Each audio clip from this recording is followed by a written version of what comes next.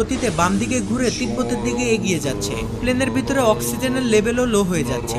এতে তো plane crash করতে পারে। আমি ক্যাপ্টেনের সাথে যোগাযোগ করার চেষ্টা করছি, কিন্তু ক্যাপ্টেন কোনো রিপ্লাই দিচ্ছে না। প্লেনের সাথে রেডিও কানেকশন বিচ্ছিন্ন হয়ে গিয়েছে, শুধুমাত্র রাডারের সাথে কানেকশন আছে।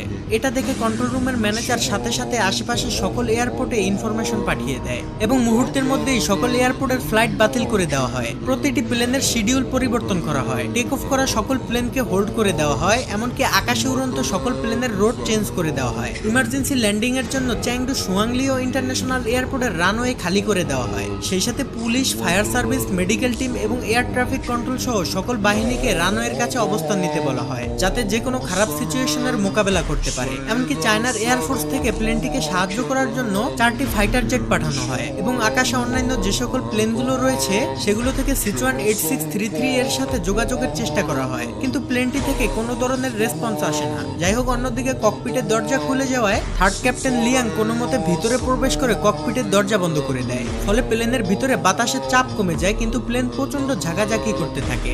লিয়াং ককপিটে ঢুকে দেখতে পায় ক্যাপ্টেন লিও ঠান্ডায় প্রচন্ড কাঁপছে আর অক্সিজেনের অভাবে কো-পাইলট জু অজ্ঞান হয়ে যাচ্ছে। লিয়াং তখন ককপিটে থাকা অক্সিজেন মাস্ক বের করে ক্যাপ্টেনদের পরিয়ে দেয় এবং সে নিজেও পরে নেয়। এরপর লিয়াং কন্ট্রোল রুমের সাথে যোগাযোগ করার চেষ্টা করে, কিন্তু সে বুঝে যায় রেডিও কানেকশন বিচ্ছিন্ন হয়ে গিয়েছে। লিয়াং কোনো মতে প্লেনটিকে নিচে নামানোর চেষ্টা করে, কিন্তু তাদের ভাগ্য এতটাই খারাপ ছিল যে তারা যদি প্লেনটিকে নিচে নামায় তাহলে প্লেন ক্র্যাশ হওয়ার সম্ভাবনা রয়েছে, কারণ তাদের প্লেন তখন তিব্বতের উপর দিয়ে যাচ্ছিল। আর আমরা সকলেই জানি তিব্বতে মাউন্ট এভারেস্ট সহ ছোট বড় অনেক হিমালয় রয়েছে, যেখানে কোনো প্লেনকে সর্বোচ্চ 32 থেকে 34,000 ফিট উপর দিয়ে ফ্লাই করতে হয়। এদিকে প্লেনের ভিতরে অক্সিজেন ফুরিয়ে যেতে থাকে, তাই পর্যাপ্ত অক্সিজেন পেতে হলে প্লেনটিকে আরো 3000 ফিট নিচে নামাতে হবে, কিন্তু হিমালয়ের জন্য সেটা সম্ভব ছিল না। এছাড়া সামনে বিশাল ঝড়ের কারণে কিছুই দেখা যাবে না। এটা যেন ক্যাপ্টেনদের কাছে সুইসাইড করার মতো। একদিকে অক্সিজেনের ঘাটতি, অন্যদিকে প্লেন ক্র্যাশের ভয়, তার উপরে আবার আকাশকে ঢেকে রাখা ভয়ানক ঝড়। অন্যদিকে কেবিন ক্রুদের ম্যানেজার নান সকলকে জানিয়ে দেয় তারা ককপিটের প্রেসার হারিয়ে ফেলেছে, তাই সকলকে শক্ত করে সিট বেল্ট পরে থাকার জন্য অনুরোধ করে। এদিকে কন্ট্রোল রুম থেকে প্লেনের সাথে যোগাযোগ করার জন্য চেষ্টা চালিয়ে যেতে থাকে। তারা রেডিওতে বলে প্লেনের সামনে বিশাল হিমালয় রয়েছে আর সেখানে তাদের আরো 3000 ফিট নিচে দিয়ে যেতে হবে, নাহলে পর্যাপ্ত অক্সিজেনের অভাবে তারা মারা যেতে পারে। ক্যাপ্টেন লিউ তার সর্বোচ্চ দিয়ে প্লেনকে কন্ট্রোল করার চেষ্টা করে।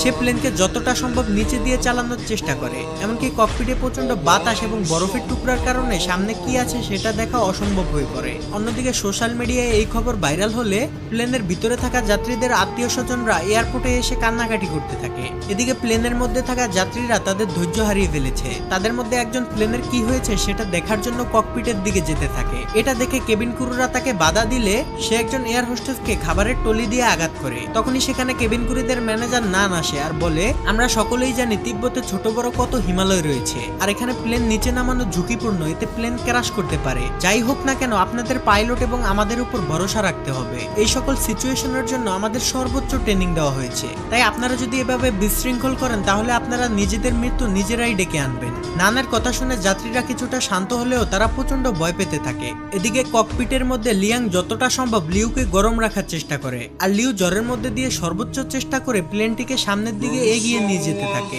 অন্যদিকে লিউর স্ত্রী তাদের মেয়ের জন্মদিন পালনের জন্য খাবার তৈরি করছিল।